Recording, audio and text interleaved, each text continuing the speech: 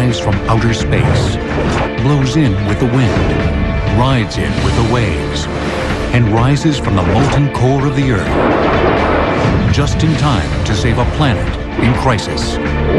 Earth, air, fire, water, and imagination. Limitless resources whose time has come. Now, renewable energy on Modern Marvels.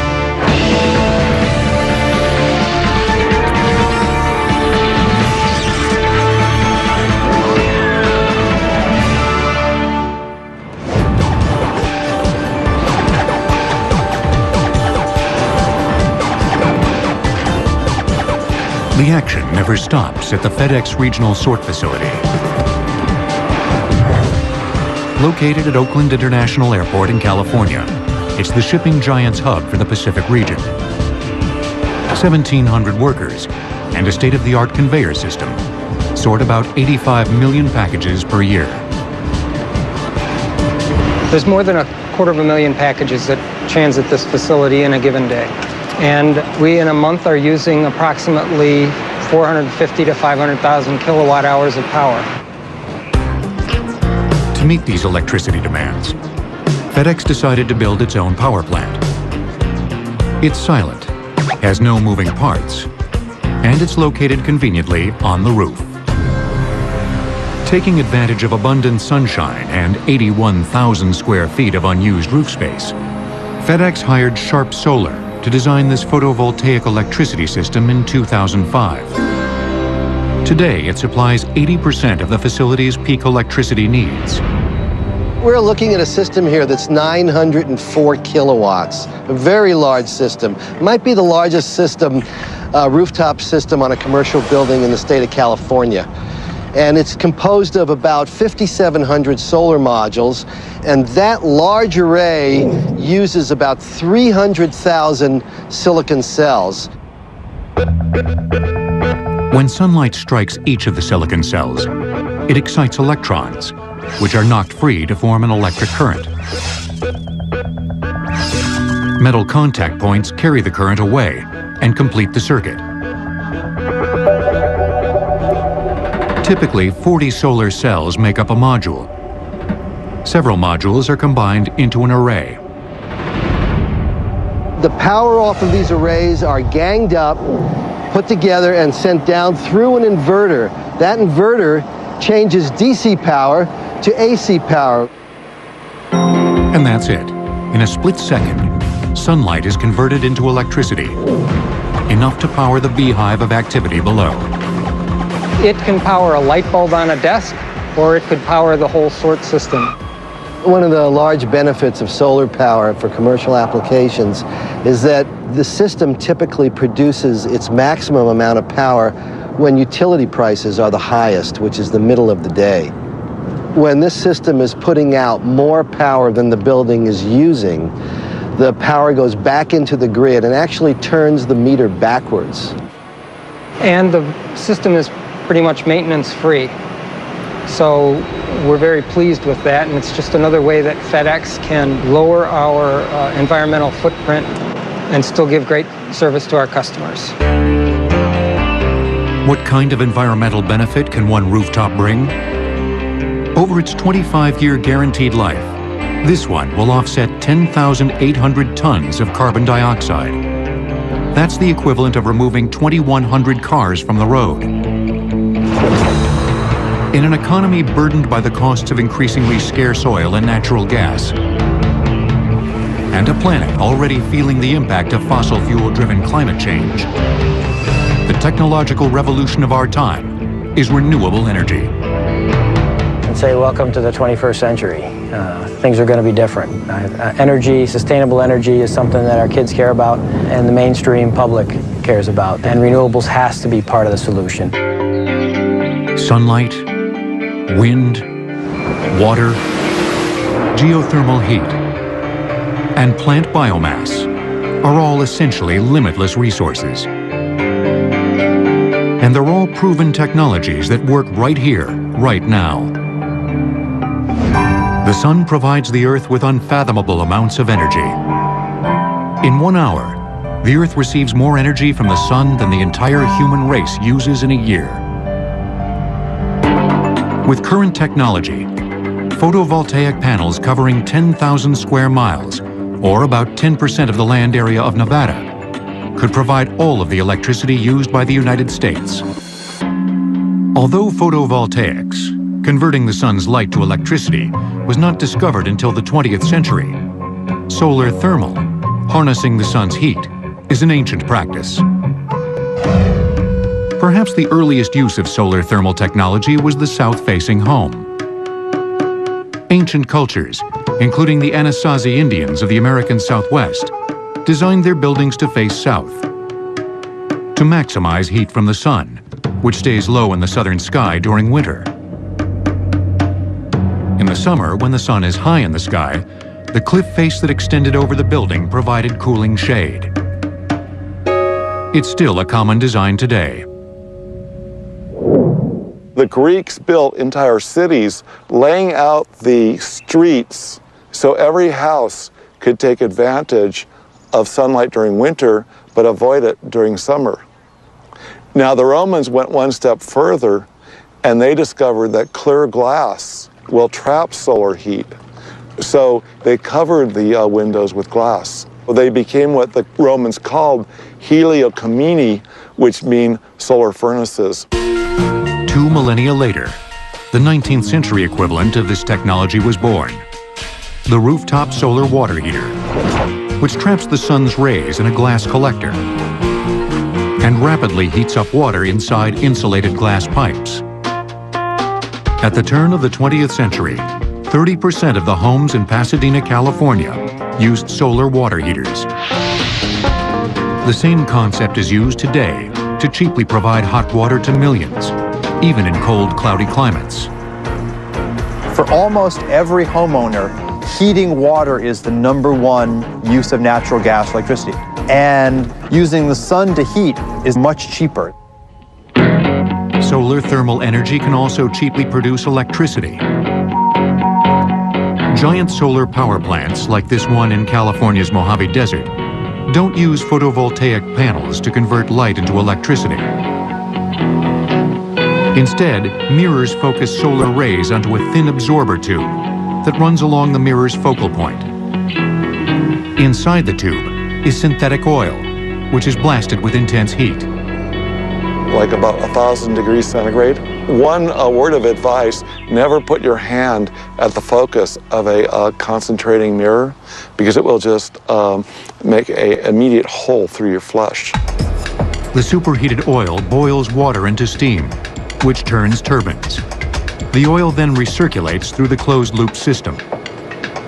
In hot, dry areas, solar thermal plants generate serious megawatts at a price lower than typical grid power. In fact, solar thermal plants occupying that same 10% section of Nevada could also supply all of the United States' electrical needs. Meanwhile, photovoltaic technology is surging ahead into its second century. It's come a long way since 1904, when Albert Einstein first proved that light was composed of tiny packets of energy known as photons, which could be converted to electricity. Photovoltaic cells got their first big break in the 1950s, thanks to the space race. The first 2 Sputniks that went up, they had all this like multi-million dollars worth of transistors that went dead in about a week and a half because they were running them on flashlight batteries. The first artificial Earth satellites in the world have now been created. The U.S. space program's solar-powered satellites, on the other hand, proved an instant success. Photovoltaic panels still power nearly all satellites and space probes within the solar system. In this sense, the 21st century lifestyle, from global positioning to global communication, is completely dependent on solar energy. The U.S. Coast Guard became one of the first Earth-based users of photovoltaics, powering its remote buoys and weather stations with solar panels, wired to batteries. In the 1970s and 80s, solar panels performed heroically during one of the worst droughts to hit Africa. Solar power was used to pump water, from 40 feet below the parched ground, saving many lives. In fact, probably one of the most valuable uses of photovoltaics today is to provide clean drinking water for the developing world. For those already connected to the power grid, photovoltaics are becoming more and more viable. A home, say a two-bedroom suburban American home, gets enough energy on its roof to power itself once or twice over. And it doesn't actually need to be as sunny as you think for solar to work. The most successful solar program in the world is actually in Germany, and they have less sun in Germany than they do in Seattle. For the time being, photovoltaic panels are still expensive, making solar electricity 2 to 5 times the cost of typical grid power. But grid-connected homeowners can sell excess peak hour electricity back to the power company at a premium. The systems do pay for themselves. The payback might be as short as 4 or 5 years. And in general, for residential systems, we're looking at 10 to 12 years. That doesn't take into account some of the other benefits, like, for example, the protection from rising utility rates or also increased property value. Up until now, the primary cost of solar cells has been the ultra-pure silicon needed for the photovoltaic reaction. But more than one company wants to change that. The photovoltaics industry is based primarily on wafers of silicon to make high-efficiency solar cells. But those wafers themselves are very expensive. NanoSolar uses thin films of photoactive material instead of those expensive wafers. Rather than silicon, NanoSolar in Palo Alto, California, uses a combination of semiconducting elements. So you have copper, indium, gallium, sulfo, selenide. Because that's obviously a mouthful, we get more work done if we just say CIGS, C-I-G-S-S. The beauty of the material absorbs sunlight very readily, so you can make a very thin layer. So thin that the absorbing material is assembled on the nanoscale, then literally printed onto a foil substrate as a photovoltaic ink. On this experimental machine, the foil is moving very slowly, but this style of machine can be made to run at tens or even hundreds of meters per minute. And because of this, these relatively inexpensive machines can be used to make an enormous quantity of low-cost photovoltaic cells. Thin film solar panels, as well as their silicon counterparts, can be built right into a building surface, such as a roof, window glass, or in the near future, paint. So-called building integrated photovoltaics will drive down the cost of solar electricity even further. Because you're not buying panels and the infrastructure, you're buying it all at once. And my lab has been looking at forecasts of getting 20%, 25% of total energy from solar by making it this ubiquitous material that you just get everywhere. The sun's heat also gives rise to the invisible, powerful force known as the wind. And in the future of energy, wind is a force to be reckoned with.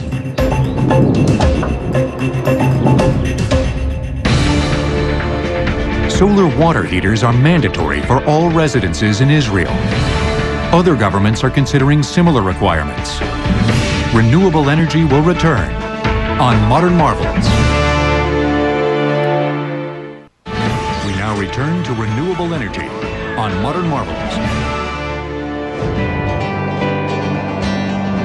Tucked among the rolling hills of central New York is the Fenner Wind Project, owned by Enel North America. Though not the world's biggest wind power project, it represents the new thinking in wind energy. Bigger, smarter, and fewer wind turbines, eliminating the need for dozens of smaller turbines. Fenner is composed of 20 wind turbines built and maintained by GE Energy. Each stands 215 feet tall, has a rotor 218 feet in diameter, a bit longer than the wingspan of a 747, and produces 1.5 megawatts of electricity. When you look at the average New York household, this wind power project can actually power about 14,000 homes over the course of a year. Converting wind to electricity begins as the wind flows over the rotor's airfoil-shaped blades. The combination of lift and drag causes the blades to rotate. There's a tremendous amount of kinetic energy in the wind, and similar to sailing or lifting an aircraft off the ground, the wind blade captures that kinetic energy and provides lift. And that lift, like a propeller, is converted into torque. That tremendous torque is put to work inside the turbine's power plant, 200 feet above the ground. The blades collect the energy from the wind and convert that energy from wind energy to mechanical energy, transmits it through the main shaft into the gearbox, which the gearbox steps it up from about 1 revolution to 70 revolutions and puts it on the output shaft of the gearbox, going into the generator here, which then produces power. The generator operates between about 850 to 1400 RPMs. From the generator, the electric current travels down the tower to underground transmission lines and into the power grid. The main challenge for wind power is the fact that the wind is not blowing at all sites, at all times. The solution is to diversify the locations of wind turbines and guide the turbines to the wind. Computer controls can turn the entire turbine up to 360 degrees to catch the prevailing wind. These controls also direct individual blades to pitch into optimum wind position. Each axis can operate independently of each other. All the blades pitch to the same degree that they're told to pitch to and maintain that. Each turbine will come online on its own. It doesn't need any human interface to do it.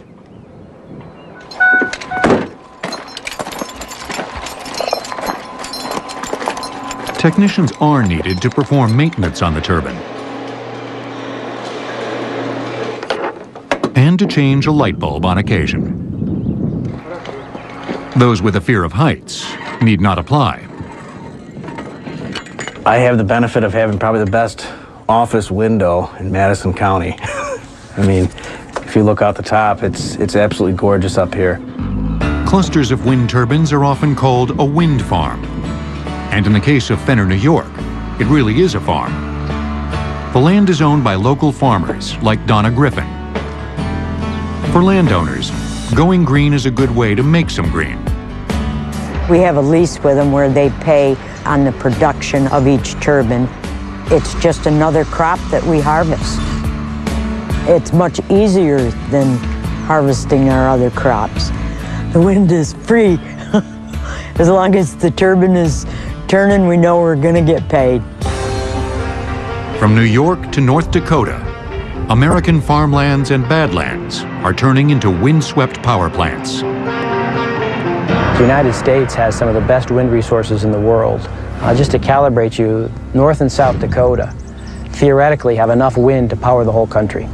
The challenge is tapping that and transmission and distribution, but if you look at the center of the country, the wind resources are tremendous. If you look at the coastlines, the wind resources are tremendous. Farming and wind power have a long history together. In fact, it was on the farm that wind power saw most of its advances. The famous Dutch tower mills, introduced about 1390, saw many innovations over the centuries, including leading-edge airfoil sections on its light wooden blades, which dramatically improved the art of aerodynamic lift. These pre-industrial dynamos were mainly used for drainage and grinding grain into flour. In the late 19th and early 20th centuries, small windmills on American farms were the first to employ a large number of light, efficient steel blades, which produced significant torque, even in low winds. Some of these machines were also the first to convert wind to electricity. In the last century, we had a lot of wind power installed in the California West to power water pumps for agriculture and for cattle. And so we actually started a lot of this country with alternative energy. It was mainstream then, but they dropped off the radar screen as the prices of oil and fossil fuel became so inexpensive. The new era of wind technology began in the early 1980s, when Zahn Systems began putting 50-kilowatt wind turbines, tiny by today's standards, in the hills of Tehachapi, California. During the 1980s, we went from 50, 60 kilowatts to a couple hundred kilowatts by the end of the decade. During the 1990s, it was 550 kilowatts, and then we went to 750, and then by the end of the decade, we were at 1.5 megawatts. The company also implemented variable speed turbines, which allowed the rotors to accelerate and generate additional energy during a violent gust of wind. Advances such as these, along with smarter computer controls and lighter, cheaper, and more aerodynamic rotor designs, have made the cost of wind-powered electricity competitive with that of natural gas and even coal. Wind power is experiencing exponential growth. Several European nations will soon be getting 20% or more of their electricity through wind. In June of 2006, the U.S. Department of Energy announced it would also aim for a target of 20%. Right now, the figure stands at less than 1%. As engineers continue to make wind turbines more resilient and cost-efficient, you can expect them to get even bigger. As always, the bigger the rotor, the more energy that can be captured. Some of the biggest turbines are reaping the massive wind harvest on the oceans. There are ideas on the board for bigger turbines in excess of 5 megawatts, 6 megawatts to go offshore, out in the ocean. We see many technical opportunities to continue to push wind technology even beyond where we've pushed it today. We are making progress. We are the future. We're reducing our dependence upon oil, and we're trying to save the environment at the same time. It's a plus. This is a viable technology. It's economic. It's proven. You know, what more do we need to know? Wind is certainly a hot technology. But so is this. Geothermal energy. Hot enough to power a small nation. China, second to the U.S. in total wind potential, plans to produce 30 gigawatts of wind power by 2020, enough to power between 13 and 30 million Chinese households. Renewable energy will return on Modern Marvels. We now return to renewable energy on Modern Marvels.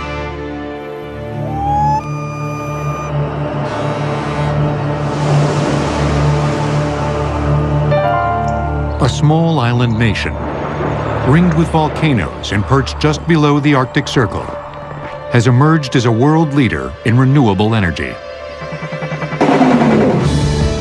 By tapping into their bounty of fire and water, the people of Iceland have become nearly energy independent. Abundant rainfall and glacial runoff provide hydroelectric power, which represents 80% of the nation's electricity. This water also seeps into underground aquifers and runs head-on into magma-heated rock, which sits close to the surface in Iceland. This collision results in geysers, fumaroles, smoky vents, and the renewable source known as geothermal energy. Icelanders have used geothermal hot water for washing clothes and bathing for hundreds of years. But it wasn't until the mid-20th century that engineers began tapping the resource on a scale large enough to replace costly imported fossil fuels. To us here in Iceland, it's native, it's indigenous source. It is much cheaper than other sources which we have, and it's environmental friendly. So I think there's a lot of benefits. Geothermal water brings heating and hot water to 93% of the nation's homes. Geothermal steam generates 17% of Iceland's electricity. All told, geothermal provides over 50% of Iceland's total energy needs. The Nesjavellir power plant is a dual-use facility. It taps geothermal energy to provide electricity as well as hot water. Both end products begin here, in one of 15 boreholes drilled as far as 6,000 feet below the surface. The borehole's well is encased in cement to a depth of about 2,000 feet. Below that, the well is lined with perforated metal to let in steam and hot water, which rush toward the surface under great pressure. A borehole discharges by itself. You don't need to pump it. Then you put a very powerful set of valves on the top to control it. The mixture of steam and hot water is sent to the separation module. From here, the water and steam take separate paths.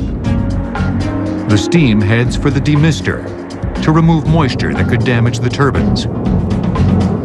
Excess water vapor is vented into the air, along with trace amounts of other greenhouse gases. Over a year, this power plant will release 12,000 tons of greenhouse gases, what a coal-fired plant releases in 5 days. Geothermal power plant for electricity works exactly like you're using coal or oil in terms of turbine, except this is a natural steam. For electricity production, you're using actually the pressure of steam, not the heat itself. The steam turns one of 4 turbines at a rate of 3,000 RPM. The turbines combine to generate 120 megawatts of electricity, which is sent on to Reykjavik. Nesjavellir is a high-temperature geothermal zone, meaning the water below the surface is hot enough to dissolve sulfur and other corrosive minerals. For this reason, it can't be used directly in the population's heating system. Instead, the power plant uses the geothermal water to heat cold fresh water pumped in from a nearby aquifer. In the first stage of heating the water, excess steam from the electricity-producing turbines is used to bring the cold water up to 125 degrees. 125 Fahrenheit is not hot enough for us, so we have to heat the water a little bit more, up to 86 degrees centigrade. It's about 187 Fahrenheit. And we do that in heat exchanger. Inside the heat exchanger, the geothermal brine rapidly brings the fresh water to its 187-degree target temperature. The now scalding fresh water is pumped into the pipeline as it climbs uphill. And from there, the water flows after the pipeline by gravity to Reykjavik. And the heat loss on the way is less than 2 degrees centigrade, it's 1.8. So you could say that the pipeline is, well, the insulation is almost perfect. After providing hot water and space heating, this geothermal lifeline has enough heat left over to melt snow from the winter sidewalks as it passes under the streets. It also allows hundreds of greenhouses to grow fresh fruits and vegetables.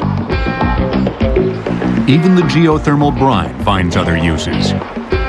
Unique in the world of power plants, the effluent from one Icelandic geothermal plant actually provides the warm, mineral-rich waters of the Blue Lagoon, a hugely popular spa.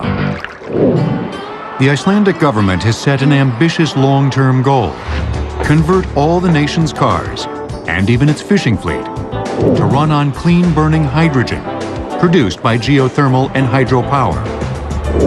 If that day comes, all of Iceland's energy needs will be met with renewables.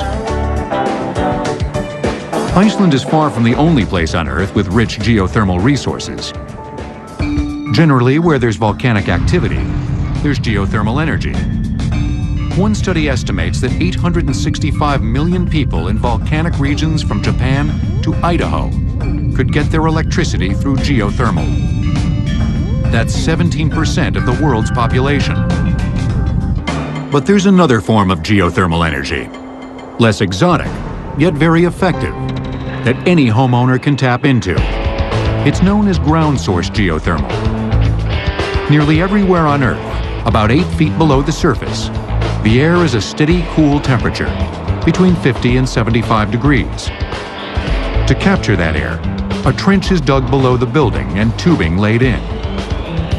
An antifreeze liquid, circulated by a small electric pump, passes through the tubes. In the summer, the liquid carries heat out of the building and mild temperatures in.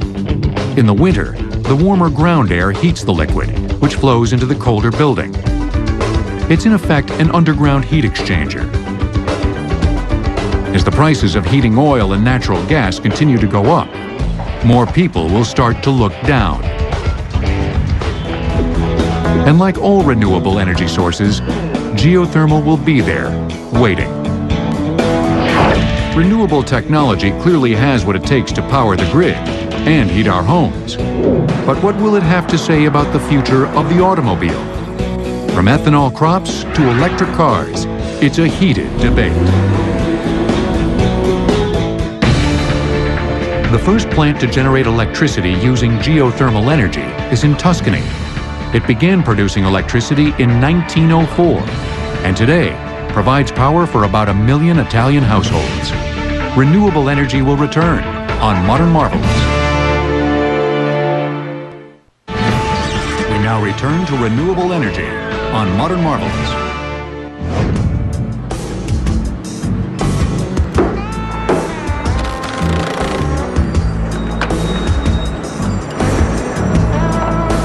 At first glance, it's a typical auto repair shop. But Lovecraft Biofuels in Los Angeles is hardly typical. Give them 3 hours and a few $100s, and they'll convert your diesel car to run on 100% all-American vegetable oil. And they're also capable of running on biodiesel, mineral oil, kerosene, transmission fluid, motor oil. Not that you'd want to run on all of those, but they're capable after the conversion. Petroleum, which accounts for 30% of the world's energy use, is growing scarcer every day. So it's not surprising to see customers lining up to switch to another kind of oil, one that's renewable.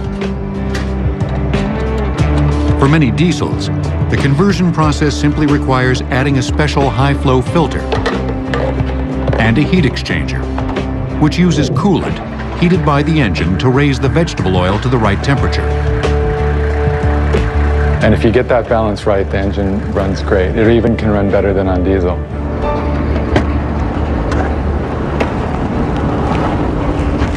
The best fuel is actually used vegetable oil, since the frying process has cooked out any embedded water.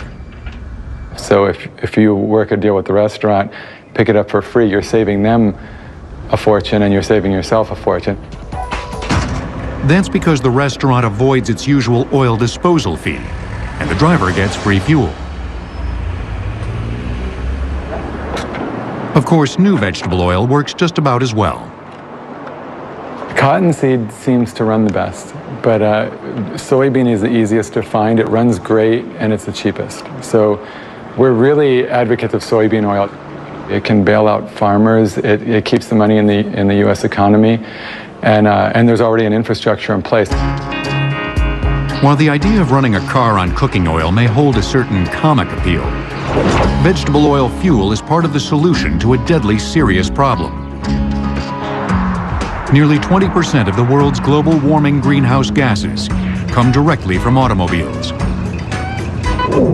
In addition to being renewable, biofuels from vegetable oil to biodiesel to ethanol have at least 2 environmental benefits over gasoline. They release fewer and less toxic emissions. And more importantly, their carbon emissions can potentially be offset by the carbon taken out of the atmosphere when the biofuel was a plant. Biodiesel, which is made from a plant's fatty oils, and ethanol, an alcohol fuel distilled from a plant's sugars, are the hot biofuels of the moment. But they're also straight out of early automotive history. Rudolf Diesel built his engine to run on peanut oil. Henry Ford designed the Model T to run on ethanol. Since then, the onset of petroleum and gasoline came into play, and it was a lot cheaper to do than ethanol. We weren't nearly as efficient producing it. Each new discovery of cheap domestic oil pushed these early biofuels to the margins. And now we're doing almost a full circle turn back to go to what we were utilizing in the first place. In the U.S., the most talked about ethanol feedstock is corn grain. But corn grain ethanol yields only slightly more energy than the amount of fossil fuels needed to harvest and distill it. For every unit of petroleum that you put into the production process, you get 1.3 units of fuel ethanol energy out. So it's slightly positive, but it's not as good as it could be. By contrast, the sugarcane ethanol used in Brazil yields 8 units of energy for every unit of fossil energy put in. Not only is the feedstock bursting with fermentable sugars, but the rest of the plant is burned cleanly to power the fermenting and distilling. The result is a major reduction in carbon emissions and dirt-cheap ethanol for Brazilian drivers. At the National Renewable Energy Laboratory in Golden, Colorado, researchers aim to hit similar levels of efficiency by extracting sugars from the entire plant, which includes the so-called cellulosic biomass. Corn farmers will be happy to know that one of the more promising crops is corn stover. It's the stalks, the husks, the corn cobs, the leaves, every part of the corn plant aside from the grain that's not harvested when you harvest the grain.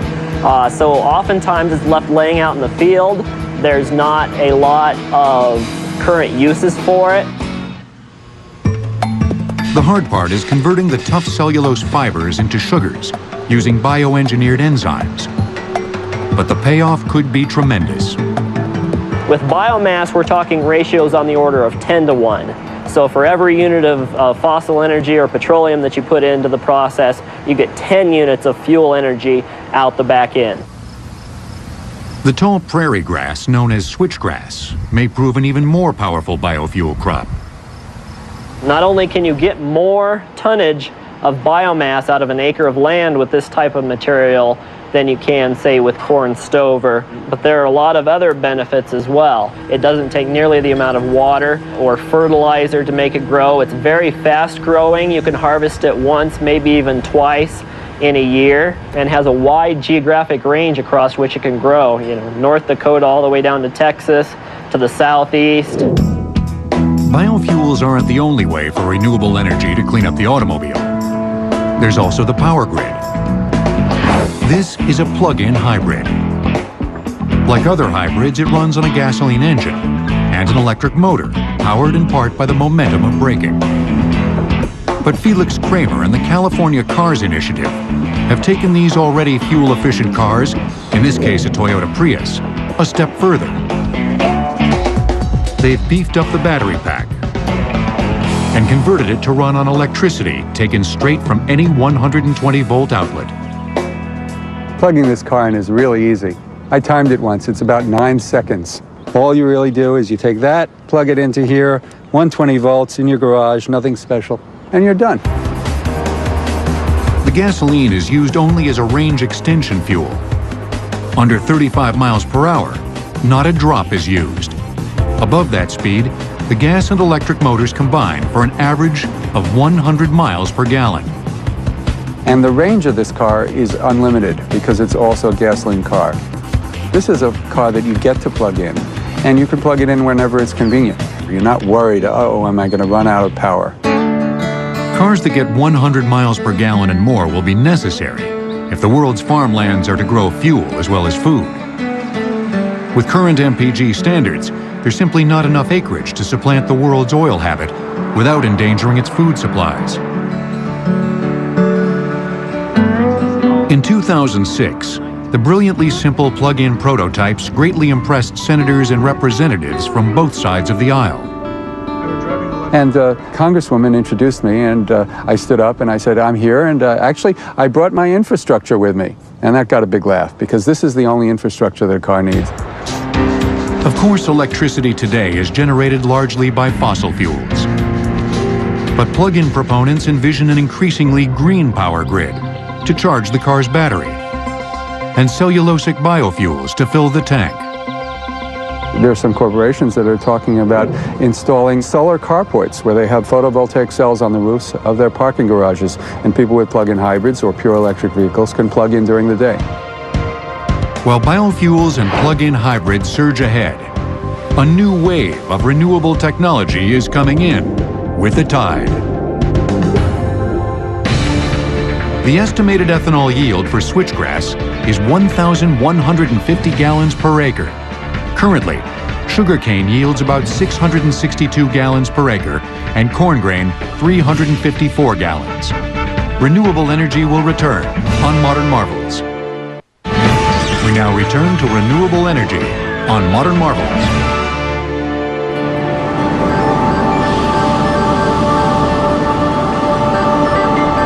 Despite the fact that the oceans cover 70% of the planet's surface, we've only begun to tap them directly as an energy source. But these marine powerhouses may one day unlock the door to clean, limitless energy. Hydroelectric power was the great renewable energy source of the 20th century, and it will continue to provide gigawatts of power. But with most of the world's rivers already dammed, the future of hydropower will come from the sea. Of the various technologies to capture the ocean's energy, a tidal barrage is the closest in design to traditional hydropower.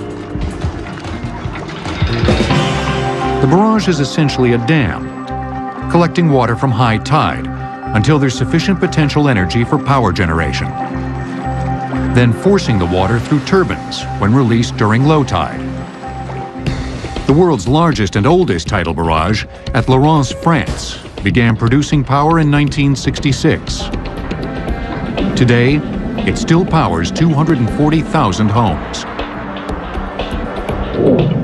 A more recent technology known as tidal stream power uses propeller-like turbines to capture the kinetic energy of underwater currents. And that's one that we could do in all manner of places because the tidal flow, of course, takes place everywhere on Earth. And harvesting those could be done quite well and doesn't even have to be at the surface. The issue, though, is that the marine environment's pretty tough to deal with. There's corrosion, parts being banged back and forth. Often the cost of managing those in terms of repairs can be quite large. But we're seeing new work on that. Much of the work is taking place in the British Isles, where companies such as Marine Current Turbines are thinking big, sinking massive pilings into the ocean floor and letting the turbines do their work. And the amount of energy you get out of a turbine is proportional directly to the density of the fluid that flows back and forth. And so a water turbine has several hundred times the power of an air turbine. Wave power is an even newer technology. Yet it may hold the most promise of all, since wave power can be captured anywhere on the ocean. In this design, a 450-foot chain of pipes, connected by hinged joints, sits semi-submerged on the ocean.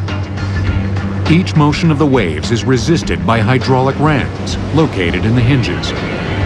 This action pumps high-pressure oil through hydraulic motors, which drive electrical generators.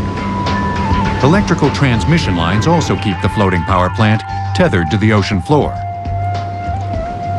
A Scottish company, Ocean Power Delivery, has installed a successful 2.5 megawatt wave farm off the coast of Portugal. A wave farm occupying less than half a square mile of ocean would generate 30 megawatts of power, or enough for 20,000 British homes. 472 square miles of ocean could power each of the United Kingdom's 24.5 million households. Each region of the Earth has its own renewable sources, from the vast wind potential of North Dakota to the solar motherlode that waits in the Sahara. When you put them all together, one thing becomes clear. Renewable energy offers a global solution to global problems. We honestly have the potential now to think about flipping things from being a fossil fuel-driven economy with little bits of renewables to being a renewable energy-driven economy with fossil fuels filling in the background. And that's a world that really no one thought possible only a decade or two ago. The technology works, but a renewable future also requires political will and a new way of thinking, in which a farm harvests wind, a harvest yields fuel, and a rooftop